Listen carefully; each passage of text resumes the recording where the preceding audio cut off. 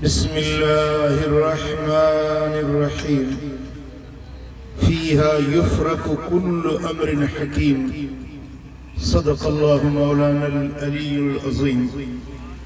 इन्नल्लाह व मलाइकतहु युसल्लूना अलन नबी या अय्युहल्लज़ीना आमनू सल्लु अलैहि व सल्लिमू तस्लीमा।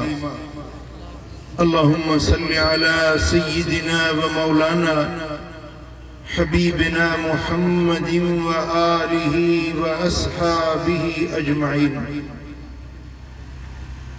पीर तरीक़त, रहबर शरीयत, ज़ीनत अहले सुन्नत,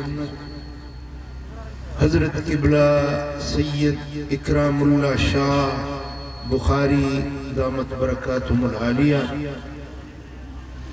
स्टेज ते वेठल उलमा, खुलफा ऐं मजलिस में मौजूद मदीने वारे साईं जा आशिको, खुश नसीब आयो जो हेड़ी भलारी महफिल में रब हाज़री जो मौक़ो मिलायो आ।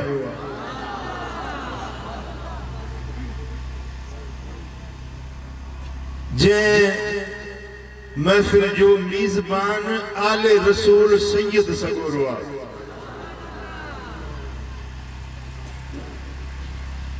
तवां बख्त वारा,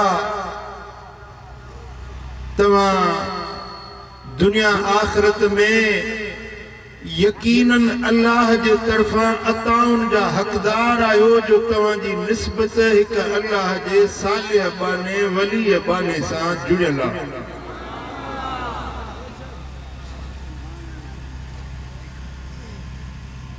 प्यारा दोस्तों, अल्लाह जंहिंखे नवाज़ींदो आहे उन्हें के पंहिंजे वलियन सां मोहब्बत ताल्लुक़ दिल जो नसीब कंदो आहे। थका थका लगो था। जंहिंखे अल्लाह ज़ुबान ॾिनी आहे सो चवे सुभान अल्लाह। अल्लाह कंदो सदाई सुखिया हूंदा हो। रब तव्हांखे मदीने वारे साईं जे दर जी हाज़िरी नसीब कंदो।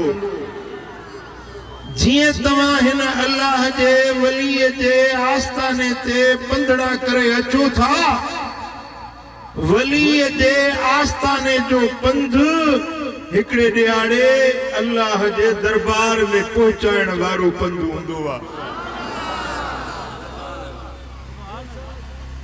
असां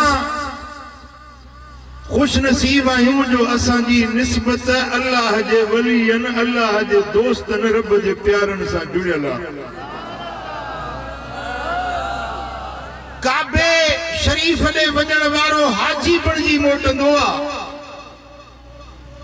वलीअ जे दर ते पंध करण वारो वली बणिजी मोटंदो आहे।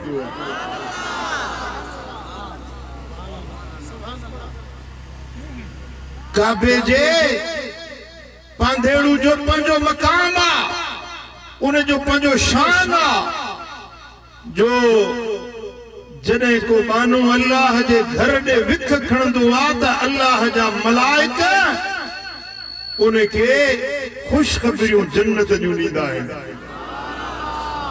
पर इमाम बज़ार रिवायत आंदी आ, मदीने वारे मीर जी हदीस आ। सोने लजपाल नबी फरमायो, जॾहिं को माण्हू अल्लाह जे वली सालिह बाने जी ज़ियारत जे लाइ घर मां निकिरंदो आहे त रस्ते में रब मलाइक विहारे छॾींदो आहे। पुछा कंदा बा काॾे थो वञी? चवंदो अॼु हज़रत साईं सैयद इकरामुल्लाह शाह जी मजलिस आहे, ओॾे थो वञा। मलाइक पुछा कंदो आहे, हल मिन नेमतिन तुरब्बुहा, छा उन्हें सां को तुंहिंजो ताल्लुक को वास्तो दुनियावी आ, को मामलो आ, कारोबार आ या व्यापार आ, या का ॾेती लेती आ, लहणो आ, लेखो आ? चवंदो न, को बि दुनियावी मक़सद कोन्हे, अल्लाह जो वली आहे, उन जी ज़ियारत जे लाइ थो वञा पियो। मलाइक सगोरो चवेसि थो, तिब्त व ताब ममशाक व तबव्वत मंजिलतक फिल जन्नह। ओ अल्लाह जे वली जे आस्ताने ते वञण वारा मूंखे रब तुंहिंजे रस्ते ते विहारियो आहे तोखे मुबारक ॾियण जे लाइ कहिड़ी तिबत तूं पाक थी वे ओ वलीअ जे आस्थाने ते वञण वारा तूं पाक थी वे वताब ममशाक तुंहिंजो हलण तुंहिंजो विखू खणण अल्लाह खे वणी वियो वतबवअत ऐं तो ठाहे वरतो जोड़े वरतो जन्नत में पंहिंजो घर तव्हां खां माण्हू पुछंदा न साईं इकरामुल्लाह शाह जे जलसे ते था वञो छा थो मिलेव छा मिलियो आहे छा हल हासिल थी आहे तव्हां उन्हनि खे मदीने वारे साईं जी हदीस ॿुधायो चओ त अल्लाह जे वलीअ जे दर ते वञण सां असांजा गुनाह मेटिजनि था मदायूं मेटिजनि थियूं दफ़्तर धोपनि था ऐं जन्नत में घर मिले थो